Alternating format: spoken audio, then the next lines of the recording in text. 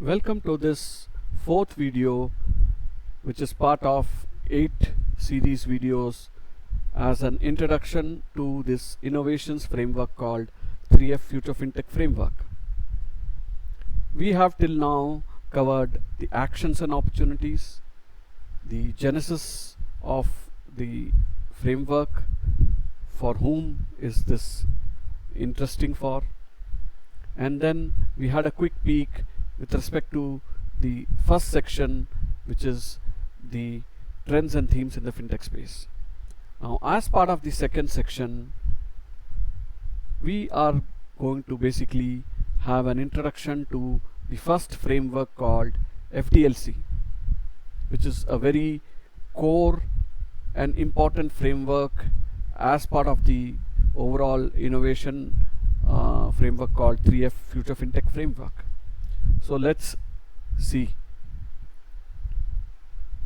So as I said, this is the second part of the overall book and the framework called, where we cover the three frameworks for innovation, collaboration, engagement and growth. And what are those three quick frameworks? The first one is called FDLC, which is a life cycle which identifies 7 stage and 39 substages for creating engaging user journeys for customers. We will get a good peek or introduction about the same quickly and shortly now. The second framework is called FLAIR, which is basically an insight into logical and functional architecture. The third framework is called FAM, which is basically a plug and play API marketplace of the future. The second and third frameworks, which is FLAIR and FAM, are covered in the subsequent videos. But in this video, we are covering the framework which is called FDLC. And the good part is all these frameworks are product and tech agnostic and very easy to understand. So even, as I said, I have kept that in mind across the whole framework, wherein even non-techies can very easily relate to this particular framework, be it from UI, UX, marketing, or business backgrounds, product backgrounds, and the likes of those. So let's try to understand FDLC as part of this video. Let's lay a base before we jump into FDLC with this quick and interesting quote by Steve Jobs, wherein over 2 decades back he said that companies need to first define customer experience and user journeys, and then you work backwards on applying technologies. Today whatever is happening is reverse. As I said, this quote is over 2 decades old, but to a great extent it still remains quite relevant, despite the fact that we have very good frameworks like the likes of design thinking, and you can create personas, you can do wireframing, you can do storyboarding, all that. But the problem is there is still a gap wherein there is no framework or a model or an approach where you can design and create innovative and engaging user journey of for customers, for your customers or users. How do you do that? Especially keeping all these aspects of compliance, security, engaging business aspects like profitability, long-term growth, revenue, marketing, and every aspect in mind. How do you build that approach? And that's what brings us to this framework called FDLC, which is nothing but Fintech Digital Life Cycle. So let's begin and try to understand what Fintech Digital Life Cycle is all about. So Fintech Digital Life Cycle basically has 7 stages.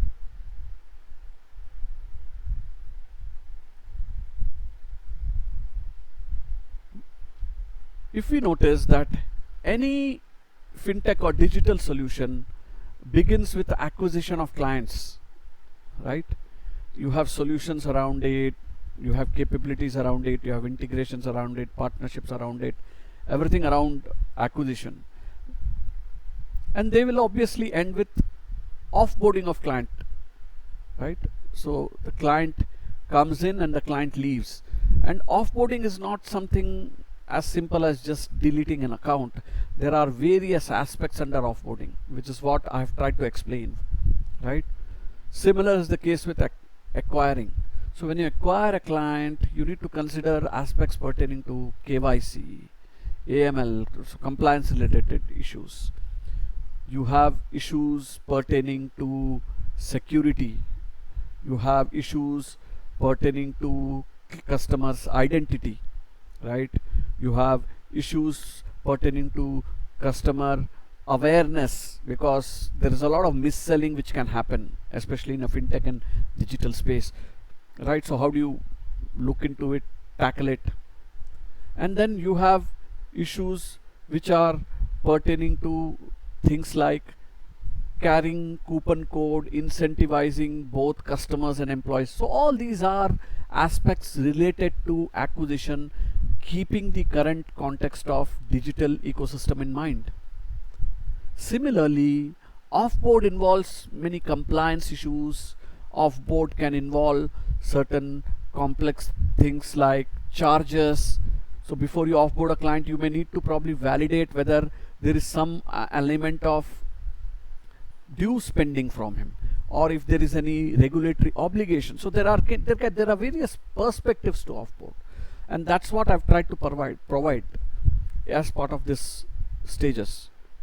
Then comes the remaining stages. So once you acquire a client, you secure him. More so in the digital space, this becomes important. And why? The reason being, in the digital and fintech ecosystem, it is important to build trust. Trust is the basis of engagement, the relationship, and the continuity of relationship, right? And one of the key pillars which generates trust is making clients feel secure, and this can be done in various ways, and that's the perspective I've discussed here. So security can happen in various layers. It could be something as simple as a password, it could be security in terms of encryption, it could be security in form of product features like limit setting, alerts, many things, right? And all are these perspectives which are getting covered as part of the Fintech Digital Life Cycle in detail, and these are things which I cover as part of the workshop, but being an introduction section session, I'm going to take you through those stages and some insights into those. The third is engage.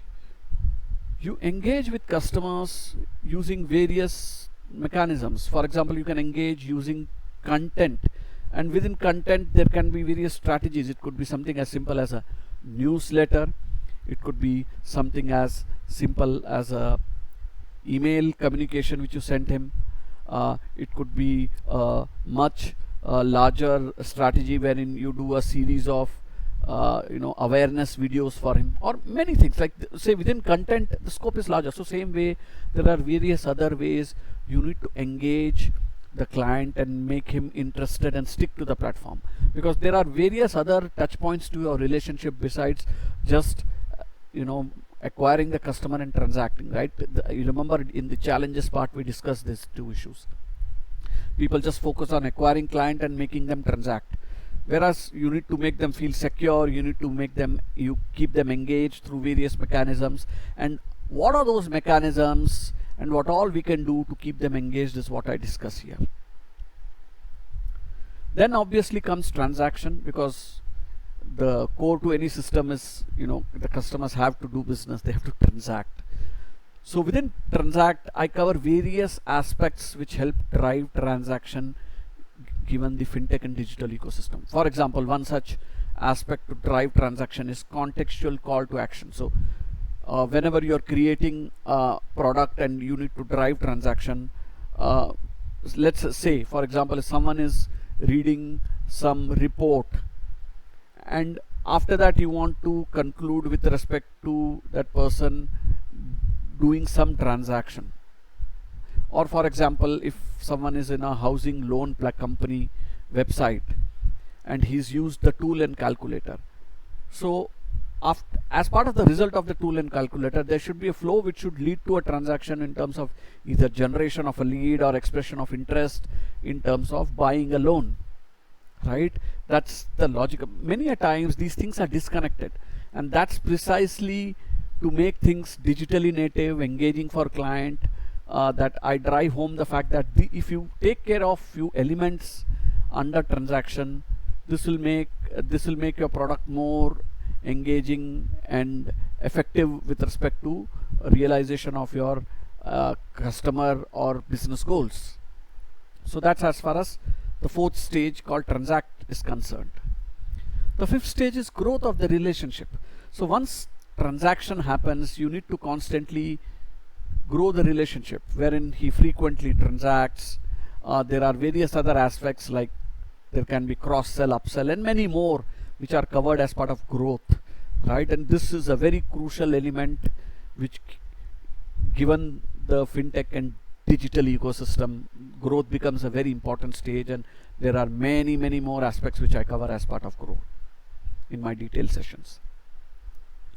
The fifth and important stage, because fintech is the genesis is financial services, so it's a service industry, so you need to service your customers. So what are different ways you can keep servicing customer, keep them happy, and which is very crucial. So it's not just about keeping them engaged, giving them a sense of security and transacting, or just incentivizing them to transact more and grow the relationship. You need to service them, and there are various trends and happenings around this concept called service, and I discuss about all that, and imbibing some of them will help you improvise either your existing solution or product or process, or help you create something new, right? That's where this helps. And finally, offboard, which is what I discussed with you. All these 7 stages, which is acquire, secure, engage, transact, grow, service, and offboard, will basically constitute what I call as Fintech Digital Life Cycle, a very core and important framework as part of the second section of 3F Future Fintech Framework. The beauty is this framework, like I had mentioned to you about this earlier, they are tech and product agnostic. There are 7 stages and 39 substages. For example, I told you security happens under layers. Within engage, you can engage using content, right? So you can use tools and calculators to engage. Same way, call to action in transaction, right? In growth, you can incentivize customers, right? So there are various aspects under this, which is 7 stages and 39 substages, which are basically weaved in a form of a story or a journey, which set a direction for innovation and creating engaging user journey. And the beauty is there is no such framework or approach which currently exists, and this can literally be applied to any fintech or digital solutions which are B2C in nature. So you can apply this to even areas in ed tech, travel tech, health tech, or any other such areas besides just fintech. Interesting part is this is not just something just to create journeys. You will notice that the more frictionless you make these stages, the more smoother becomes the journey. The more smoother is the journey, the customer is engaged, he will transact more. This will result in higher share of wallet, higher LTV, and better NPS. LTV is lifetime value, which comes through longer relationship with customers, a wider share of wallet, and NPS, which is net promoter score, which is basically when a customer ends up referring other customers, right? That's where the exponential growth comes in terms of your customer acquisition, and which is what anyone aspires in a digital space, and which is what this FDLC will logically lead into as an iterative cycle. So this is what the whole framework and the core framework as part of section 2 called Fintech Digital Life Cycle is all about. Eventually, as we conclude this video, there is this quick quote from Giles Sutherland, wherein he said that at the end of the day, it is the customer-centric fintech solutions are going to win, right? And how do you create? So FDLC helps you create such customer-centric fintech solutions, or digital solutions, which is not there in any model, approach, or framework currently existing, and that's where this helps you stand out with respect to your thought process. So this concludes the 4th video as part of the 8 video series, which is one of the very important frameworks. So we covered basically all a very quick insight into the 3 frameworks which constitute section 2 of 3F Future Fintech Framework, and we had some good peek or insights into the first framework, which is FDLC.